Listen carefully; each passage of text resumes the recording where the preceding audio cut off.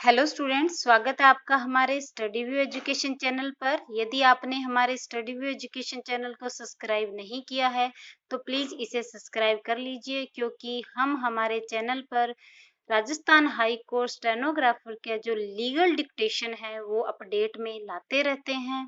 तो dictation start करते हैं आज 75 वर्ड पर मिनट की स्पीड से। डिक्टेशन स्टार्ट होती है 5 सेकंड बाद। रेडी,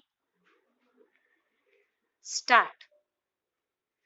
दिनांक 6 अगस्त 2023 को परिवादिया व परिवादिया का पति अपने खेत में किला नंबर 23 में अपनी धान की फसल को संभालने के लिए खेत गए थे, तो वहां पर उक्त अभियुक्त गण अपने खेत में थे, जो हमें देखकर हमारी भूमि में जबरदस्ती घुस गए और आते ही उक्त अभियुक्त गण ने परिवादिया व परिवादिया के पति के साथ लड़ाई झगड़ा करना शुरू कर दिया।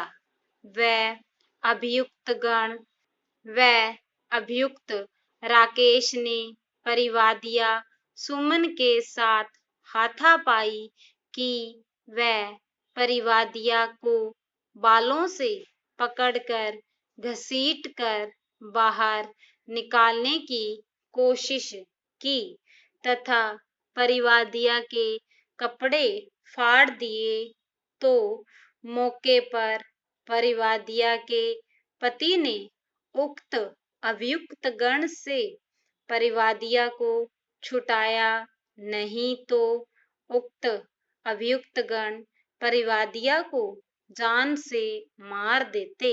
वह प्रार्थी की धान की फसल भी नष्ट की है। विराम, अभियुक्त गण के इस कृत्य से उसकी लज्जा भंग हुई है। विराम, इससे पूर्व में भी अभियुक्त गण ने परिवादिया व उसके पति के साथ मारपीट की थी, जिससे परिवादिया के शरीर पर चोटें आई। विराम, जिसकी शिकायत परिवादिया ने की थी, जिसकी कोई सुनवाई नहीं हुई। पैरा, आज दहेज का स्वरूप पूरी तरह परिवर्तित हो गया है। विराम, वर का पिता अपने पुत्र के विवाह में कन्या के पिता की सामर्थ्य असामर्थ्य, शक्ति अशक्ति, प्रसन्नता अप्रसन्नता आदि का विचार किए बिना उससे दहेज के नाम पर धन वसूलता है। विराम, दहेज, विवाह बाजार में बिकने वाले वर का वह मूल्य है जो उसके पिता की सामाजिक प्रतिष्ठा और आर्थिक स्थिति को देखकर निश्चित किया जाता है।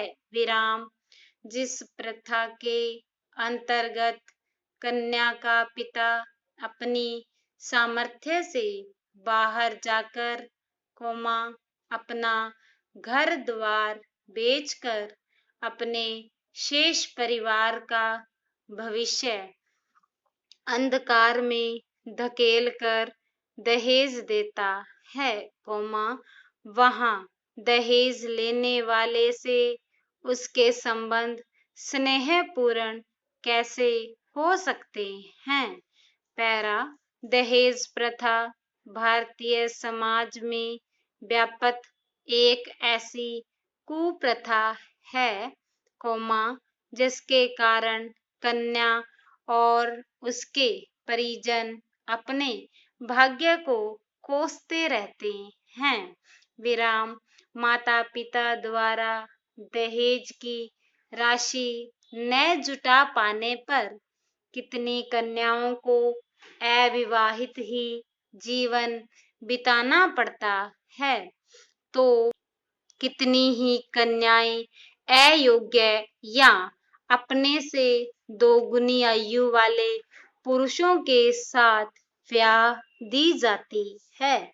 इस प्रकार एक और दहेज रूपी दानव का सामना करने के लिए कन्या का पिता गलत तरीकों से धन कमाने की बात सोचने लगता है, तो दूसरी ओर कन्या भ्रूण हत्या जैसे पापों को करने से भी लोग नहीं चूकते हैं। विराम पैरा किसी भी देश के सर्वांगीण विकास के लिए यह आवश्यक है कि उसके नागरिक स्वदेश प्रेम की भावना से ओतप्रोत हों, मुनाफाखोरी, कालाबाजारी, रिश्वतखोरी व भ्रष्टाचार को बढ़ावा देने वाले लोगों से न केवल देश का विकास अवरुद्ध होता है, बल्कि इसकी आंतरिक एवं बाह्य सुरक्षा भी खतरे में पड़ती है, क्योंकि ऐसे लोग पैसों के लिए अपना ईमान ही नहीं, देश बेचने से भी संकोच नहीं करते। पैरा कुछ स्वार्थी नेता भी चुनाव जीतने के लिए क्षेत्रवाद, जातिवाद, भाषावाद इत्यादि को बढ़ावा देते हैं, जिससे राष्ट्रीय एकता एवं अखंडता की भावना को ठेस पहुंचती है तथा देश में वैमनस्य एवं अशांति के वातावरण का निर्माण हो जाता है। हमें ऐसे नेताओं से सावधान रहने की जरूरत है, जो देश प्रेम का ढोंग रचते हैं। विराम वास्तव में, उनका मकसद देश के हितों को चोट पहुंचाना होता है। विराम वास्तव में देश प्रेम की भावना मनुष्य की सर्वश्रेष्ठ भावना है। इसके सामने किसी भी प्रकार के व्यक्तिगत लाभ का कोई महत्व नहीं होता। विराम यह एक ऐसा पवित्र व सात्विक भाव है जो मनुष्य को निरंतर त्याग की प्रेरणा देता है।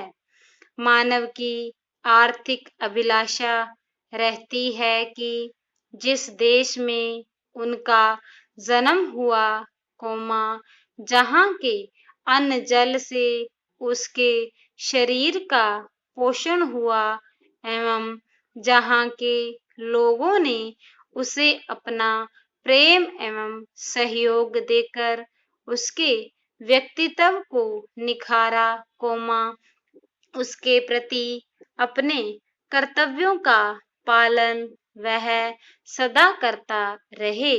यही कारण है कि मनुष्य जहाँ रहता है, अनेक कठिनाइयों के बावजूद उसके प्रति उसका मोह कभी खत्म नहीं होता।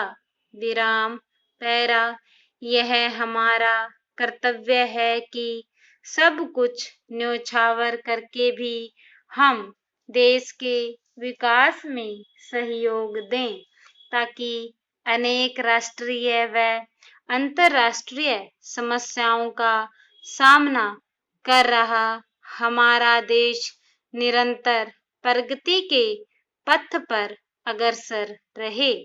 यदि डिक्टेशन अच्छी लगी हो तो हमारे स्टडी व्यू एजुकेशन चैनल को सब्सक्राइब जरूर कीजिएगा। धन्यवाद।